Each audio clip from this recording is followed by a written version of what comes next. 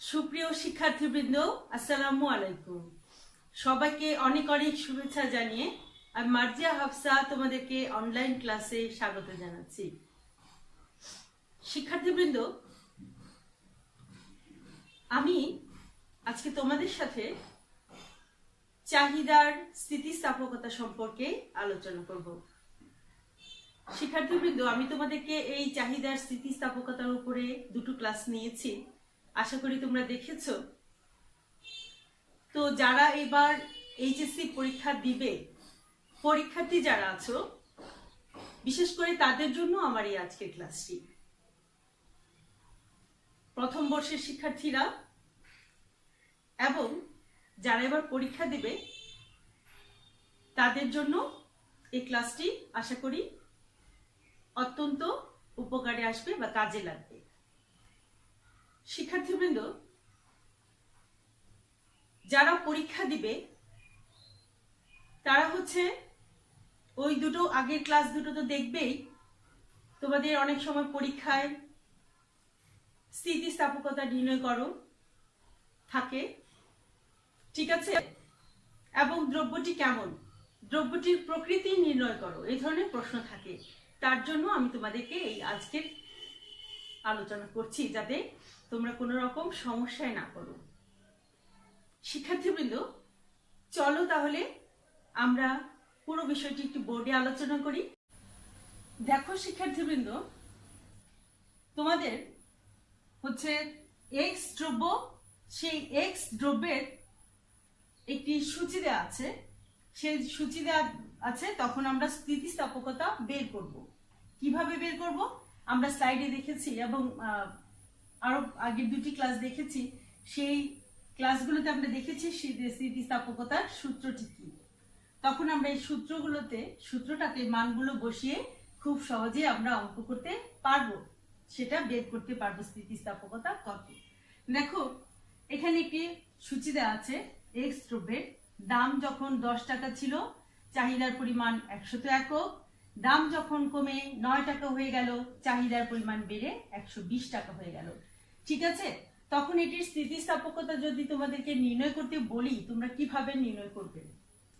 আমরা আগের ক্লাসগুলোতে দেখেছি যে এই দেখো ইপি বা সেটি ইডিও হতে পারে, elasticity of demand equal to delta Q divided by delta P into P by Q. এই সূত্রটিতে আমরা এই মানগুলো বসিয়ে খুব সহজেই স্থিতিস্থাপকতা বের করতে পারবো এবং দ্রব্যটির প্রকৃতি নির্ণয় করতে পারবো। দেখো শিক্ষার্থীবৃন্দ, এরকম ছক আকারে না থেকে তোমাদেরকে হয়তো পরীক্ষায় থাকতে পারে যে একটি দ্রব্যের দাম, সেটি এক্স দ্রব্য হতে পারে বা ওয়াই দ্রব্য হতে পারে, যে কোনো দ্রব্য হতে পারে, এ এবং বি দুটি দ্রব্য হতে পারে। সেই দ্রব্যটির দাম যদি 10 টাকা থাকে, একটি দ্রব্যের দাম 10 টাকা, এবং দ্রব্যের দাম কমে গিয়ে 9 টাকা হয়ে গেল, তখন চাহিদার পরিমাণ 110 একক থেকে বেড়ে 120 একক হয়ে গেল। সেক্ষেত্রে দ্রব্যটি স্থিতিস্থাপকতা নির্ণয় করো। তখন আশা করছি খুব সহজেই শিক্ষার্থীবৃন্দ তোমরা বের করতে পারবে। দেখো আমি এখানে দেখিয়েছি delta Q divided by delta P into P by Q. লক্ষ্য করো শিক্ষার্থীবৃন্দ, ডেল্টা কিউ মানে হচ্ছে চাহিদার পরিবর্তন কতখানি, ডেল্টা কিউ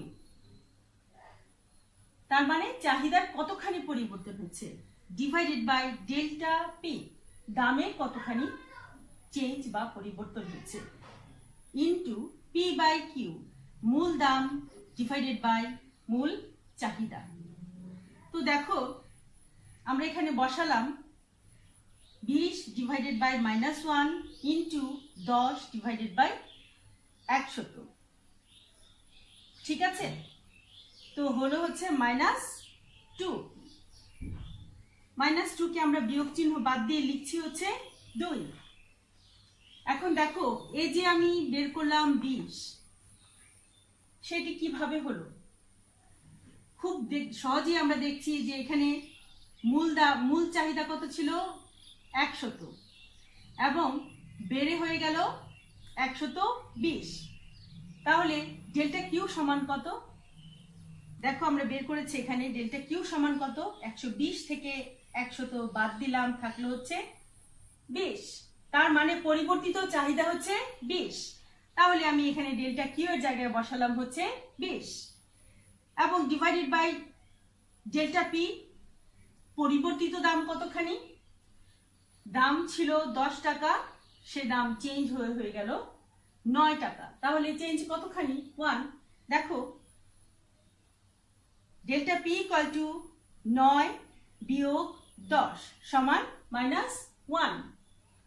ঠিক আছে, তাহলে পরিবর্তিত দামের চেঞ্জ কতখানি, দামের পরিবর্তন কতখানি? -1। চাহিদার পরিমাণ কত? 20। তাহলে পি এবং কিউ সমান কত? দেখো পি হচ্ছে মূল দাম 10 এবং কিউ কত? মূল চাহিদা 100। দেখো মূল দাম কত ছিল? 10 এবং মূল চাহিদা কত ছিল আমাদের? 100। তাহলে এখানে পি বাই কিউ আমরা বসাতে পারি না, 10 ডিভাইডেড বাই 100। ঠিক আছে শিক্ষার্থীবৃন্দ, দেখো 0 0, এই 0 এই 0 কেটে দিলাম, থাকলো কত?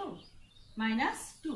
2, এই যে 2 এখানে বিয়োগ চিহ্ন বাদ দিলাম, কারণ এই যে -2 এটি আসলে হচ্ছে inverse relationship between price and quantity, সেটার 2। ঠিক আছে, সেটা গণিতের 2 না। এবং যেহেতু এর স্থিতিস্থাপকতা 2, তাহলে অবশ্যই এটি 1 থেকে বেশি। EP equal to EP greater than 1। EP greater than 1 এর মানটা কি 1 থেকে বেশি না? তাহলে এটি অবশ্যই একটি স্থিতিস্থাপক চাহিদা। এটি হচ্ছে স্থিতিস্থাপক চাহিদা। এবং দ্রব্যটি কেমন? দ্রব্যটি হচ্ছে বিলাসজাত দ্রব্য, কারণ হচ্ছে বিলাসজাত দ্রব্যের ক্ষেত্রে স্থিতিস্থাপক চাহিদা ঘটে থাকে। শিক্ষার্থীবৃন্দ, আশা করি এই আলোচনাটি বুঝতে পেরেছ এবং এরকম যদি তোমাদের মান দেওয়া থাকে তখন খুব সহজেই এই সূত্রটির মধ্যে মানগুলো বসিয়ে স্থিতিস্থাপকতা বের করতে পারবে। তাহলে এই সূত্রটি হচ্ছে আসল। এই সূত্রটি বারবার অনুশীলনের মাধ্যমে মনে রাখতে হবে। ইডি বা EP equal to delta Q divided by delta P into P by Q. তাহলে দেখো এটি ছিল এক্স দ্রব্য, একটি দ্রব্য এক্স দ্রব্য, তার আমরা স্থিতিস্থাপকতা বের করলাম এবং আমরা পারলাম কিভাবে দ্রব্যটির প্রকৃতি নির্ণয় করা যায়। শিক্ষার্থীবৃন্দ, এবার আমরা দেখি ওয়াই দ্রব্যের। দেখো ওয়াই দ্রব্যের ক্ষেত্রে কি ঘটছে। এখানে ওয়াই দ্রব্যের দাম দেওয়া আছে 10 টাকা, দাম পরিবর্তন হয়ে 9 টাকা হয়ে গেল কমে, এবং সেক্ষেত্রে চাহিদার ছিল 100 একক এবং দাম কমে যাওয়ায় চাহিদা বেড়ে গিয়ে হলো 105 একক। এরকম ছকের আকারেও থাকতে পারে। আবার তোমাদেরকে বলতে পারে যে একটি দ্রব্য তার দাম ছিল 10 টাকা এবং তার চাহিদার পরিমাণ ছিল তখন 100 একক। এখন দ্রব্যটির দাম কমে গিয়ে 9 টাকা হয়ে গেল এবং চাহিদার পরিমাণ বেড়ে 105 একক হয়ে গেল। তখন দ্রব্যটির স্থিতিস্থাপকতা নির্ণয় করো।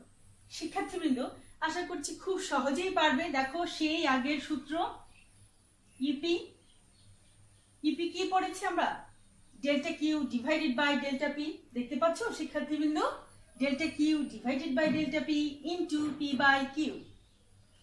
ডেল্টা কিউ হচ্ছে কতখানি চেঞ্জ হলো, চাহিদার কতখানি পরিবর্তন হলো, ঠিক আছে, এবং ডেল্টা পি হচ্ছে দামের কতখানি পরিবর্তন হলো, চেঞ্জটা কতখানি দামের। এবং পি বাই কিউ হচ্ছে, পি হচ্ছে মূল দাম, কিউ হচ্ছে মূল চাহিদা। তো এই যে পি বাই কিউ, মূল দাম এবং মূল চাহিদা, আমরা এই মানগুলো বসিয়ে খুব সহজেই এই সূত্রের মধ্যে মানগুলো বসিয়ে স্থিতিস্থাপকতা বের করতে পারবো। তাহলে দেখো আমরা দেখেছিলাম যে আমাদের মূল দাম কত ছিল? 10 টাকা। দেখো এই যে 10 টাকা হচ্ছে আমাদের মূল দাম। তখন আমাদের মূল চাহিদা কত ছিল? 100 একক। তো আমরা এখানে পি বাই কিউ বসালাম কত? 10 ডিভাইডেড বাই 100। আচ্ছা, এখানে একটি গুণ চিহ্ন আছে, দেখো into into delta Q divided by delta P. Delta Q কত? ডেল্টা কিউ হচ্ছে আমার চাহিদার কতখানি পরিবর্তন হলো, এই 100 আগে ছিল 100, এখন হয়ে গেল বেড়ে 105 একক। তখন আমি 105 থেকে বিয়োগ করলাম কত, 100। দেখো এখানে করে দেখিয়েছি তোমাদেরকে, ডেল্টা কিউ ইকুয়াল টু 105 বিয়োগ 100 সমান 5। এবং ডেল্টা পি কতখানি, দেখো দাম পরিবর্তিত হয়ে কি অবস্থা হলো, আগে ছিল 10 টাকা এবং পরে কমে গিয়ে হলো 9 টাকা। তাহলে delta P equal to 9 minus 10 সমান -1। এবং মূল দাম কত ছিল, 10, মূল চাহিদা ছিল 100। তখন এই যে মানগুলো আমরা পেলাম, এই মানগুলো এখন কি করব, এই সূত্রটিতে বসিয়ে দিব। দেখো বসালাম 5 divided by -1 into 10 divided by 100, 0 0 কেটে দিলাম, হয়ে গেল কত, হাফ মাইনাস হাফ। তো বিয়োগ চিহ্ন আমরা কি করব, অমিট করে দিব, এটা বাদ দিয়ে দিব। দেখে আমরা লিখলাম হচ্ছে হাফ হাফ।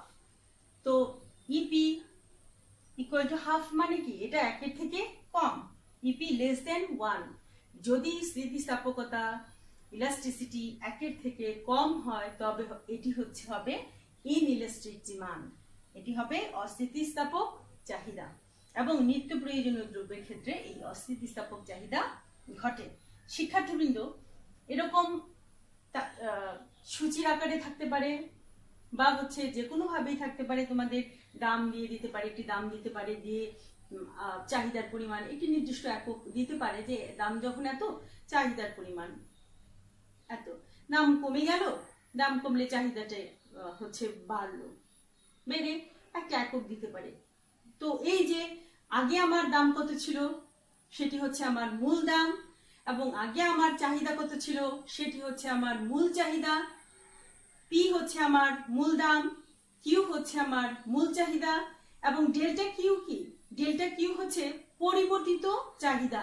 আমার আগের চাহিদা কত ছিল, এখনকার চাহিদা কত, এই যে চেঞ্জটা, পরিবর্তনটা কতখানি পরিবর্তিত হলো, সেটা পরবর্তী দাম থেকে আগের দাম বাদ দিলেই আমরা খুব সহজে বের করতে পারবো হচ্ছে ডেল্টা পিটা কত।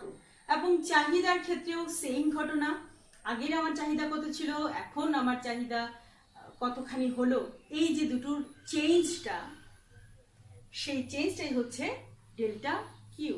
তো আমি খুব সহজেই ডেল্টা কিউ এবং ডেল্টা পি মানগুলো পেলেই আমি মানগুলো বসিয়ে দিলাম। বসিয়ে দিলে খুব সহজেই আমি ইপি বা elasticity, ED elasticity of demand বা ইপি আমরা বের করতে পারবো খুব সহজেই। এবং সেটি অস্থিতিস্থাপক চাহিদা না স্থিতিস্থাপক চাহিদা সেটিও আমরা বের করতে পারবো, এবং দ্রব্যটি কেমন সেটির প্রকৃতি নির্ণয় করতে পারবো। শিক্ষার্থীবৃন্দ, তোমরা এই জিনিসটা অত্যন্ত সহজ এবং অত্যন্ত মজার। তোমরা যদি একটু বারবার প্র্যাকটিস করো, অনুশীলন করো, পারবে আশা করি। এবং যে ধরনের কোশ্চেনের পরীক্ষা আসুক না কেন, আশা করছি তোমরা উত্তর করতে পারবে। শিক্ষার্থীবৃন্দ, আজকের আলোচনায় কোনো সমস্যা থাকলে, বুঝতে অসুবিধা হলে আমাদেরকে অবশ্যই ইনবক্সে জানাবে। এবং অনলাইন ক্লাস অর্থনীতির প্রতিটি ক্লাসের সাথেই থাকবে, ক্লাসগুলো দেখবে।